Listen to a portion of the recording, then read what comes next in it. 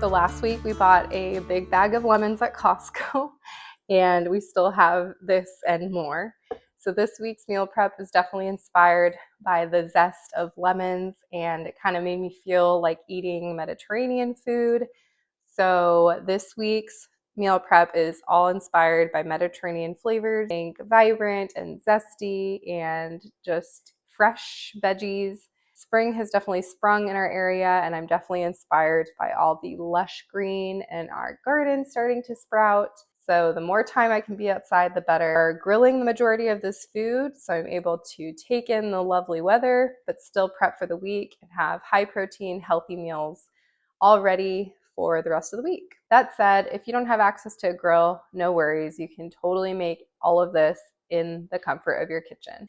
So for breakfast this week, we've got egg sandwiches with a Mediterranean twist that you can eat one-handed if you're chasing toddlers like I am. For lunch, we've got a juicy flank steak with herbed veggies that is very refreshing. And then for dinner, we've got grilled harissa chicken, a little bit of spicy, but then tangy yogurt sauce to go on top, served over a bed of quinoa. So good. If you're new here, my name is Michelle. I'm a full-time working mom of 2 littles whose mission here is to help share healthy habits with busy moms like you and me to create more balance in our life and ultimately become the best version of ourselves, all while I'm trying to do the same. If you're looking for easy recipes, meal prep ideas, or ways to incorporate healthy habits and routines in your life, all while juggling work and kids and all the things, this is your place. I'm so glad you're here. Let's get cooking. These English muffin breakfast sandwiches have easily become one of our favorites in our household. It's easy, it's a high protein breakfast, and they're perfect for those busy mornings you just heat and go. You start with 6 eggs, a few handfuls of spinach. I used frozen and it works just fine. And then you add 425 grams of egg whites and 400 grams of cottage cheese. I forgot to add it in this time, but you can mix in a teaspoon of cornstarch here. It just helps create a creamier texture and it binds the eggs a little bit better. You blend it all up until it's super smooth, then pour into a parchment-lined baking sheet and crumble in some feta.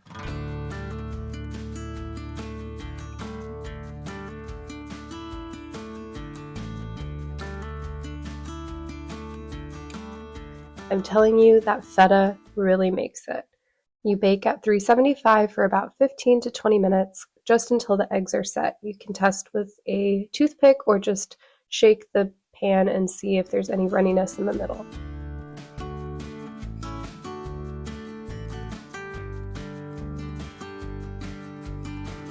While that's in the oven, I like to toast my English muffins. It keeps them from getting soggy when you go and reheat them later. I just pop them in the oven with the eggs. Just don't forget them, like I almost always do.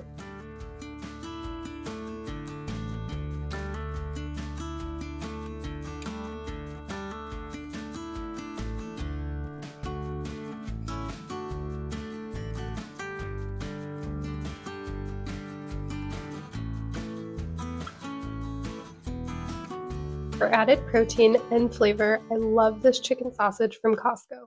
It's already fully cooked, so all I have to do is pop it in the microwave for a few seconds, and that just makes it easier to slice.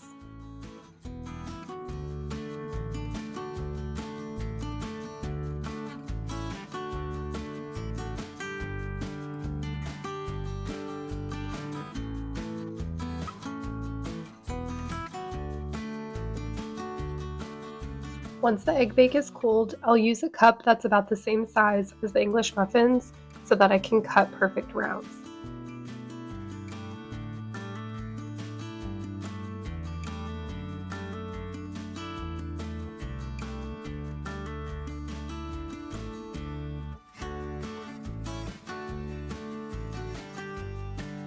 Then it's just about assembly time.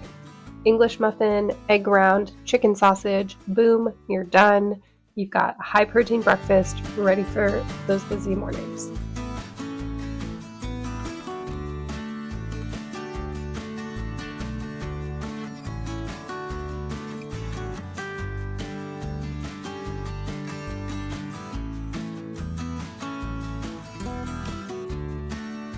These do freeze and reheat really well, which is usually what I do because this batch typically makes about 18 sandwiches and we won't eat that many in 1 week. So I freeze half, and if we need some extras for the week, I'll just take them out one by one, defrost them in the fridge, and you're good to go.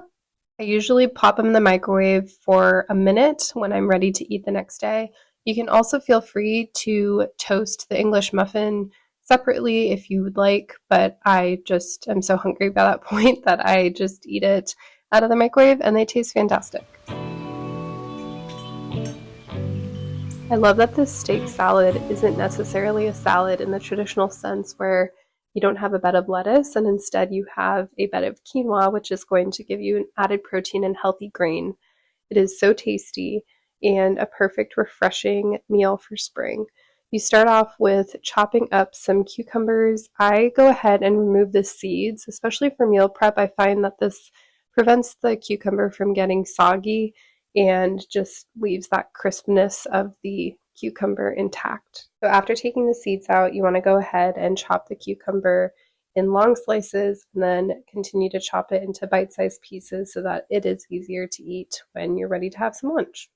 Once you have all your cucumbers chopped up, you're going to want to add it to a bowl, large enough bowl where you can mix in tomatoes and our citrus so that later we can add it to our meal prep containers, but we want to be able to incorporate all the flavors in this bowl first. You're then going to add a good amount of, I guess these are grape tomatoes, but I always just call them cherry tomatoes. I think cherry tomatoes are in actuality smaller than these tomatoes, but you get the point.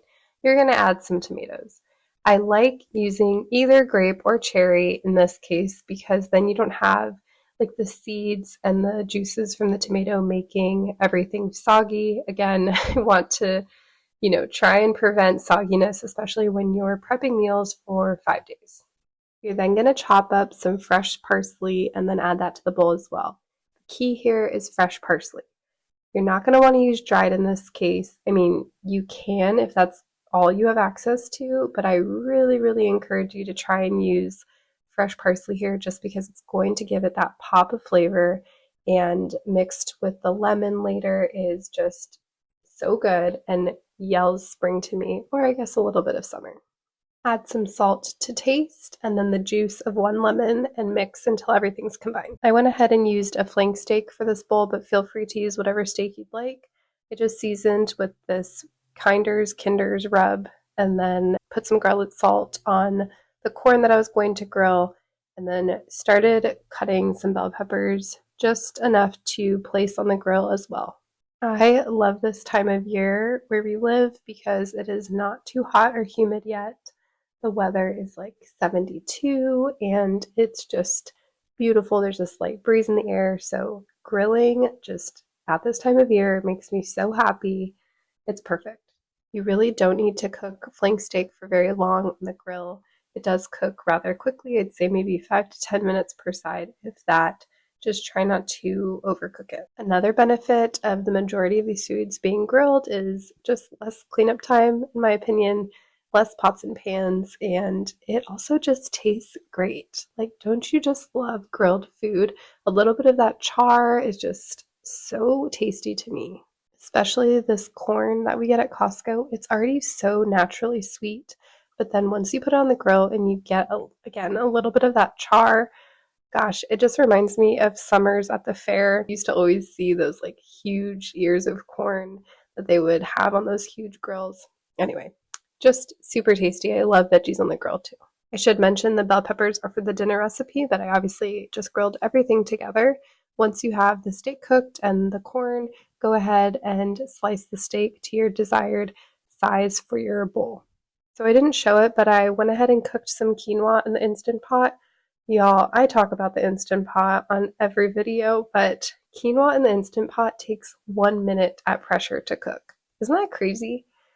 I just find that bonkers. Anyway, so I put half a cup of quinoa. Go ahead and obviously make this to meet your macros or, just for taste, but I went ahead and did half a cup for our specific macros, and then I went ahead and added the cucumber and tomato mixture and then the corn, and then topped it with the steak. You will notice when I measure out the steak that I kind of go back and forth with the bowl. That's because I'm using a scale on the other side to measure out how much steak to put in each container. I can definitely make a video just about that separately and how I, measure out our food to meet our macros, but just know that that's what I am doing is using the bowl to put a good amount of steak, and then I go put it back on the scale and take, I think here was 4 ounces for at least my husband's measurements, and then I tear it out to start over and that sort of thing. So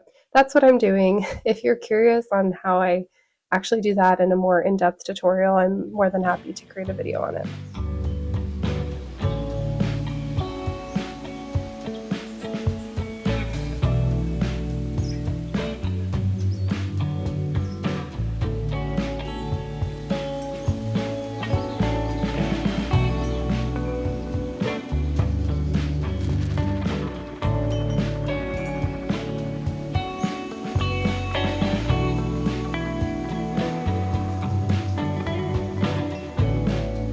This vinaigrette is one of my favorites, and I put it on so many salads, so I figured why not make it for this one. You just add apple cider vinegar, a little bit of olive oil, some honey, or you can use maple syrup, garlic salt, and then I was almost out of Dijon mustard, so you'll see me trying my hardest to get it out of the container, but I would use a couple of tablespoons of that, and then you just mix, and I put in a mason jar for us to add throughout the week. I don't purposely add this to the containers because then it would get the quinoa and the veggies super soggy.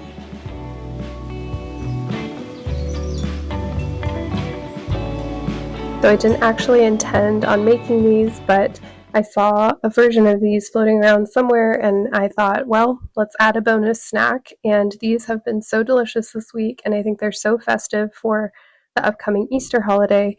I went ahead and made a little recipe card for you all if you want to download the recipe card, even print it out and bring it to your Easter brunch or gathering of some sort, because guys, they're so easy and they are so tasty. My entire family has been gobbling these up all week. The versions that I've seen have like a full cup of peanut butter and more maple syrup, and then they also use whole oats.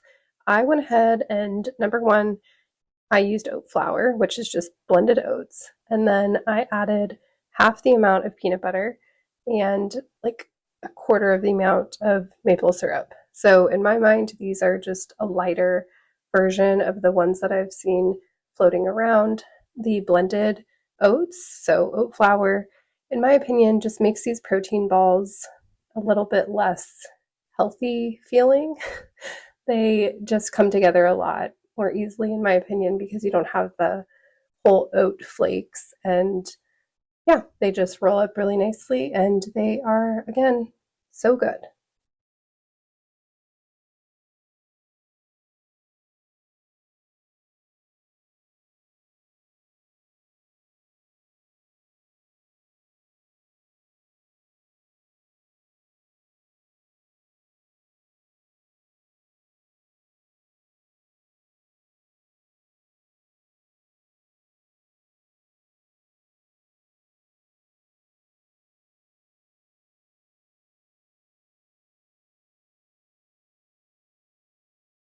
If you've ever been to Cava, you will likely love this dish. It's sort of a copycat, but oh man, Cava is so good. I was so happy to know that there's one near our house when we moved. I could eat there every day. Regardless, we're gonna make a harissa chicken, and that starts with the marinade. If you're unfamiliar, harissa is a North African red chili paste, and it's made with chilies, garlic, olive oil, citrus, and it is spicy. But in this marinade, we kind of even that out with the addition of honey and lemon. So you can definitely use less if you'd like, but know that with the marinade, it won't be super spicy once you've cooked the chicken. So once you mix all of that up, I just do it in a Ziploc bag. Feel free to do it in a bowl, but leave it in the fridge for a few hours. Ideally, you'd leave this overnight just so that all the juices and flavors really get within the chicken. But if you don't have the time, go ahead, do it for a few hours. That's what I did here. And then you guessed it, we are grilling the chicken because, again, it was beautiful out, so why not?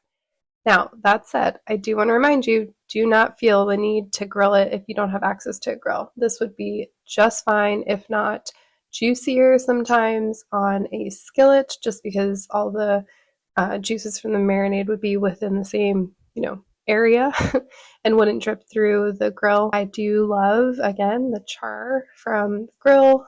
That adds just that flavor of being outside and all the spring summer things. I went ahead and decided to use green beans for this dish, but feel free to add whatever green you'd like. Brussels sprouts or roasted broccoli would be just lovely in this. And then I added some bell peppers that I had also grilled. Just added that really lovely flavor. The sweetness from the bell pepper, especially when grilled, is just a lovely addition to all the other spices that go into this. Sometimes I'll just use cauliflower as a base, cauliflower rice to be exact, but this time around I really did still want some actual rice, so I ended up mixing half cauliflower rice with half white rice, and it was so good, y'all. I'm gonna do this constantly. It was just a really nice starchy flavor with the actual rice, but then you're still getting the volume with the cauliflower rice. 10 out of 10. That said, I did find it helpful to mix both together at the bottom of the bowl just to get the flavors together, because then once you add all the other ingredients on top, it's a little harder to do that once you go eat it. And then by now you know what time it is, assembly time. Add your grilled chicken and then go ahead and add the green beans and the bell peppers, and then I decided to add some pickled onions, totally optional. But if you want to add pickled onions and you have red onion at home and you have vinegar, go ahead and do this by yourself. It is so easy. I will link the recipe that I use every time, but I just find that the crunch of the onions and the acidity is just such a great flavor, and I honestly think without it, the dish would not be the same. And then arguably, maybe the star of the show, I don't know, there's so many stars in this show, it seems like, but tzatziki dressing. So easy to make, you guys. If you're looking for a high protein, low in fat, delicious dressing, make tzatziki. I omitted the cucumbers because I didn't want it to get super watered down, but you can feel free to add thinly sliced cucumbers to this as well. You just take lemon, and I used non-fat Greek yogurt, and you mix it with the lemon juice, some salt, and then you add a good amount of dill. Ideally, you would use fresh dill, but I never have any on hand, nor was I going to go to the grocery store just for that.